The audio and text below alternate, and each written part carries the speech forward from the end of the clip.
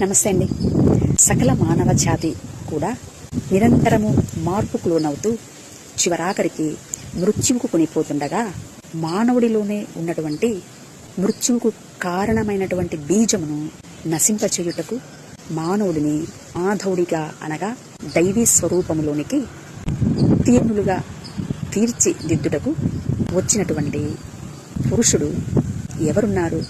మృత్యువు నుండి మానవ జాతిని రక్షించి మట్టి నుండి మహిమకు విమోచింపచేయుటకు వచ్చినటువంటి పురుషుడు ఎవరున్నాడు? పురాణ ఇతిహాసాలలో చెప్తున్నటువంటి దశావతారాలలో ఎవరైనా మానవుడిలోనే మర్మమయ్యుండి మానవుడిని నాశనము చేసేటువంటి దుష్టుడిని నశింపచేయకుండా, అట్టి దుష్టుడిని శిక్షించకుండా మానవుడికి బయట ఉన్నటువంటి దుష్ట శిక్షణ శిష్ట రక్షణ కొరకు వచ్చినటువంటి అవతారాలైనా, లేక మానవుడిలోనే ఉన్నటువంటి మృత్యువు అనేటువంటి దుష్టుడిని శిక్షించడానికి వచ్చినటువంటి అవతారాలు ఏమైనా ఉన్నాయా? తెలిస్తే కామెంట్ రూపంలో మెసేజ్ చేయగలరు.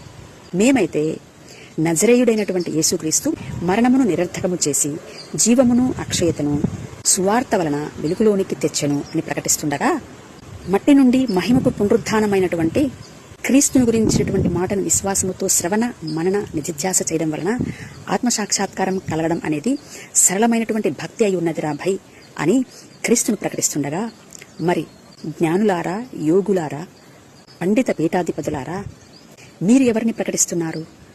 ఎవరు గుణాతీతము నాశనరహితము అయినటువంటి జీవుడు? ఒక్కసారి సత్యాన్ని అన్వేషించేటువంటి వారు ఈ మా మాటలను ఆలోచన చేయగలరని మనవి. Thank you. నమస్తే.